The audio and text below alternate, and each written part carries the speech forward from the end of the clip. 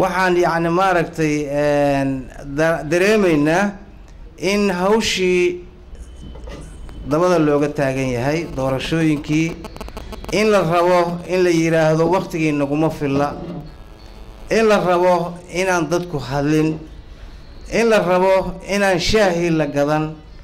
in la rabo labadii isu timaada in la yiraahdo labadan qofood maxay u ag taagnaayeen waa dictatoriyad waa caburin waa hanjabaad waa handadaad wax walba waa dareemaynaa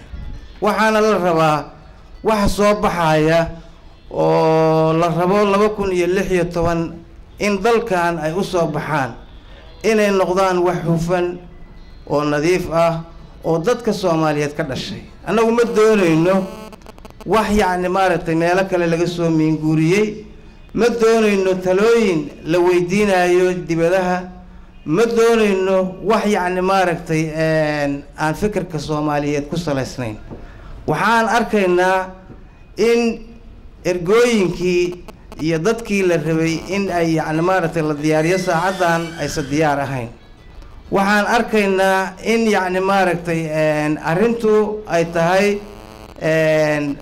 daahi oo daali marka daahi oo daali waxba noo keeni mayso maalin walbana waxaa war lagu soo saarayaa waqtigii doorashooyinka yacni maaragtay dib ugama dhacayso arrintu waxaan anagu tilmaamaynaa oo aan farta ku godaynaa oo dadka Soomaaliyeed yacni maaragtay aan u tilmaamaynaa inaanan aqbalaynin yeelaynin wax la yiraahdo ku darsi iyo kororsi ishaanay noo yeeshay halkaanaan fadhinaa shaqada waxa weeye maanta ay xukuumaddu leedahay ama dadka hogaaminaya maanta waxay ahayd inaan doorasho qof iyo codkiisa aan u dareerno laakiin way ka baaqsadeen way ka yacni maaragtay way qaban waayeen hawshaas miyaanay marka nala gudboonayn annagu haddaan nahay axsaabtii dalka ka jirtay hadday nimankaani xildhibaanadii baarlamaanka bedeli lahaa ay yacni maaragtay haddana ka daaheen ama ay qaban waayeen miyaanay habboonayn inaan annagu xildhibaanadii diyaarinno miyaanay habboonayn inaan annagu baarlamaankii bedeli lahaa inaan diyaarinno oo dhaqankii nagala qayb galo oo ergooyinkii aan diyaarinno oo ciddii Soomaaliya caawinaysa ay annagana caawiso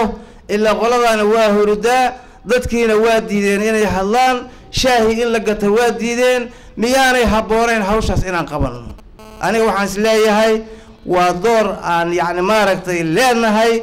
waa door aanan cidna weydiisanayn dalkan waa la wada leeyahay haddii la wada leeyahayna wada tashi iyo wanaag iyo yacni maaragtay wax wada qaybsi ayuu horumar ku samayn karaa ma ahane koox gaar ah inay meel gasho inay dad yacni maaragtay wax weydiiso in wax allaale wixii loo yeeriy ayagoo Soomaali matalaynin ay shisheeye ka amar qaataan ma yeelayno annagu ma yeelayno ma doonayno waxaan doonaynaa hawsha loo egmaday oo yacni maaragtay ay maalin walba ku soo saarayaan qoraal inaan dib aysan u dhacaynin inay sideeda ku dhacdo hadday ka baaqsadaanna annagaa qabanayna xisbiyada siyaasadda Soomaaliya oo diyaar u ah oo dhaqankii wata oo yacni civil society wata oo dhalinyaradii wata oo haweenkii wata inaan diyaarinno baarlamaankii ayaan maanta diyaar u nahay